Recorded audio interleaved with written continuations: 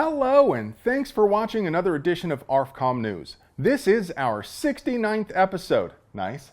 Today I want to tell you about why I don't think it's such a bad idea to let felons have guns, how the legacy media is trying to control your thoughts, and some good news on constitutional carry, plus lots more. But before we get started, I want to tell you about the cruelty-free, gluten-free, non-GMO, zero trans fat night vision products offered to you by our friends at tnvc.com, just like Mom used to make.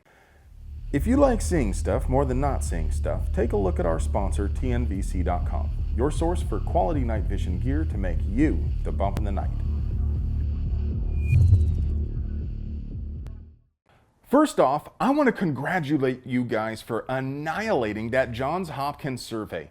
They closed the survey within a couple hours of our video being published.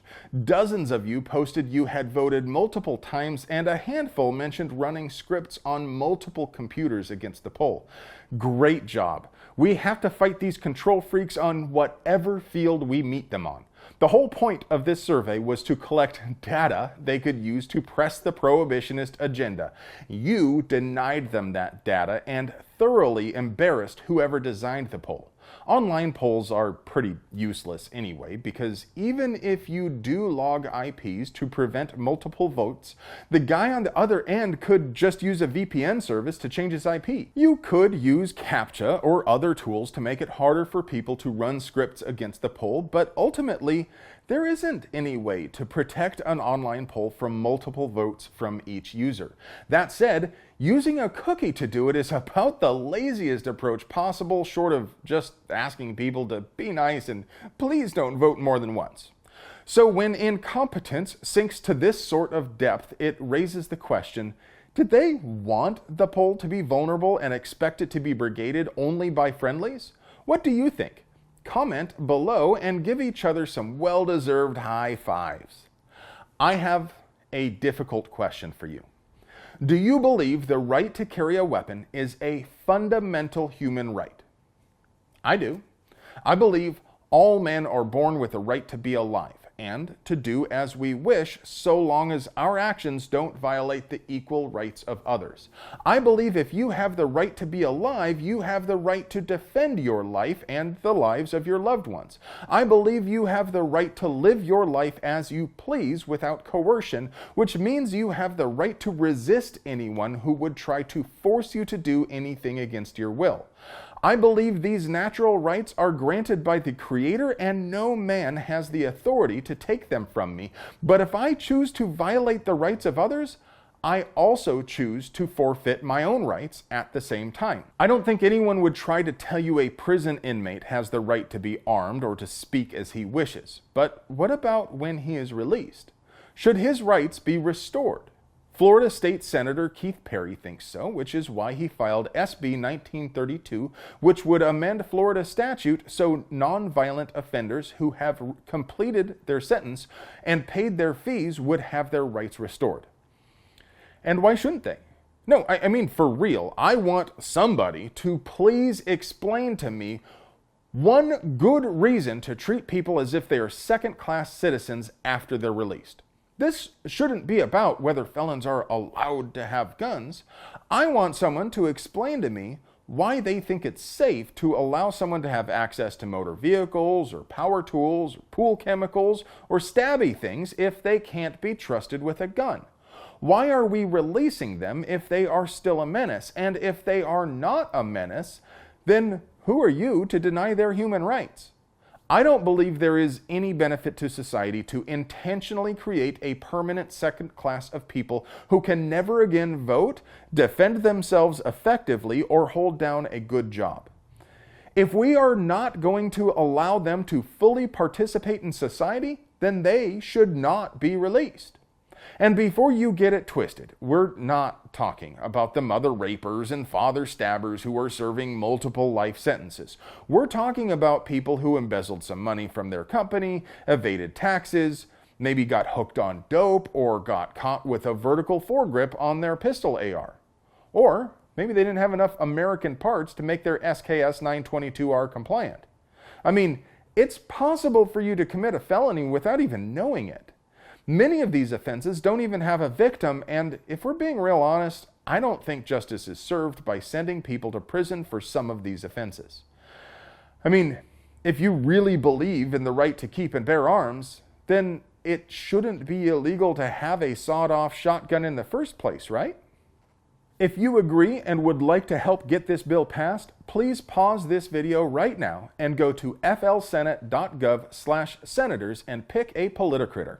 Click on their name and give them a call. Tell them to support SB 1932.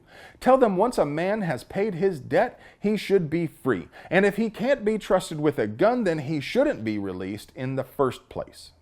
You know, it would be real disappointing if there were incontrovertible evidence the legacy media was unabashedly and blatantly propagandizing in order to achieve a political objective.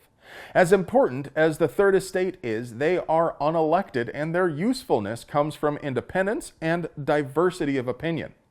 If they were one massive, monolithic structure of uniform political advocacy thinly disguised as news, that would seriously undermine the proper function of our republic. I mean, if you could just type a phrase into a search engine and get a long list of local news articles, all saying the exact same thing with only the places changed to match the locale, that would be disturbing.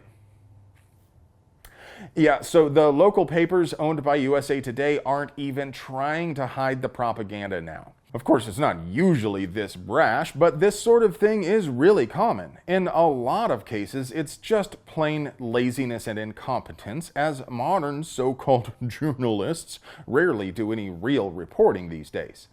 They just copy-paste stories from the AP and Reuters. It is not considered plagiarism if they list the source after all, and who has the time to do actual research or check facts anyway?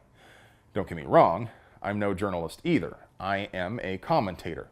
I read the news to you, sure, and I suppose from time to time I do a little research, but my primary job is to entertain. I make jokes and I give you opinion. I never pretend to be unbiased. My entire goal is to advocate for firearms rights.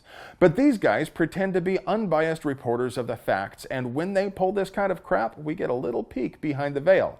If you click on each of these articles, you'll find they're all written by the same two guys, Marco Della Cava and Mike Stucca. They even use the same image from a tragic incident in Indianapolis where a teen used his father's Draco pistol on his whole family. The story is sobering and makes you really question what sort of darkness lurks inside some people. But it's not a great choice for the prohibitionists because there is no law which could have stopped it since the perpetrator obtained the weapon from one of his victims. It's also more than a little weird to use a photo from an incident in one state for the local news in multiple other states. You know what this really reminds me of? Remember that creepy video from 2018 where local news anchors all read the exact same script about fake news, like a scene from The Puppet Masters? Exactly what people think, and this is extremely dangerous to our democracy. This happened because every single one of those channels is owned by Sinclair, and Sinclair told all of them to read that script. See, most of your local legacy media are owned by just a handful of national corporations. As I mentioned, it's not at all uncommon for them to push a particular storyline, but it usually isn't quite this blatant. 18 states currently recognize the fundamental human right to be armed without seeking the pleasure of the crown for a permission slip, and this year we are positioned to see several more added. So far as I can tell, 8 states have constitutional carry bills pending for this legislative session. In Tennessee, HB 18 and SB 318 made an important step forward, passing out of the House Criminal Justice Committee last week. Right now, you need to have a permission slip from the government in order to carry a loaded handgun, whether concealed or openly, in the volunteer state. HB 18 would make it legal for anyone who is allowed to buy a handgun to carry it openly or concealed. HB 18 has the support of the governor, but House Majority Leader William Lamberth has been somewhat ambiguous, at times saying he believed an 8-hour course isn't sufficient for a lifetime permit to carry concealed, but also saying he doesn't believe the government should require training. It sounds like he might be leaning towards passing HB 18, but I'll bet he just needs a little encouragement. So, whether or not you live in Tennessee, please pause this video right now and call 615-741-1980 and tell him carrying a firearm is a fundamental human right. Tell him people shouldn't need to get permission from the state to exercise their rights. Tell him 18 other states have constitutional carry, and the historical control freak propagandists' predictions about blood in the streets have not come to pass in any of them. While I was researching this story, though, I came across this article which claims only 12 other states have constitutional carry. I was like, wait, what? I had to check the date. Well, that's odd. Why would they make such an obvious mistake? It's been a long time since only 12 states had constitutional carry. In fact, there was only a short period, about 5 years ago, when that was the case, because at the end of 2016, there were 11 states, and at the end of 2017, there were 13 constitutional carry states.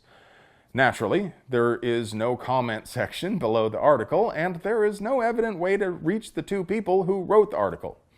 Incidentally, I have no idea why it would take two people to write 270 words, but that's not important right now. So I called the news director, who didn't answer and left a message. Then I called the main number, but the receptionist didn't seem to know how to transfer a call, so she had me call another number, which also went to voicemail. I left a message here too, but I can't say I have a high degree of confidence they'll make a correction. The link is in the doobly-doo, so if you're inclined, you can check for yourself. The best part? Care to take a guess who owns Fox 17? Ding, ding, ding, ding, ding! That's right, Sinclair Broadcast Group. They're the ones who forced all their anchors to read that creepy diatribe about fake news I referenced earlier. According to the Fox 17 site, Sinclair owns and operates, programs, or provides sales and services to 163 television stations in 77 markets, and Sinclair's television group reaches almost 40% of U.S. television households. Yeah, that's not creepy at all. I wonder if there's a way to apply antitrust laws to this sort of wholesale thought manipulation. Well, friends, that's all I have for you today. I hope you enjoy watching these things because I sure like making them for you. Would you like to know a secret to beating the ammo shortage? AR15.com/deals is constantly updated with scores on ammo, guns, and accessories, so you can get the drop on the neckbeards before they snatch up all the good stuff. So bookmark AR15.com/deals and check AR15.com/deals every day. If you want to help us keep bringing you banger content like this, please support the folks who support us. Not only does TNVC.com give you that night vision with cool, refreshing, never bitter taste that goes down smooth, they also have mounts, lights, and all sorts of other gear to make you the bump in the night. And if you want a baller cap like mine or other ARFCOM swag, you can get it at brownells.com. Or you can buy fly shirts like this one in our Teespring store. Or if you'd like to try your luck and see if you can win your choice of rad shirt from our Teespring store, post a comment containing the phrase, "The cake is a lie," in the YouTube comments, and I will arbitrarily and unilaterally choose the best one. I love you.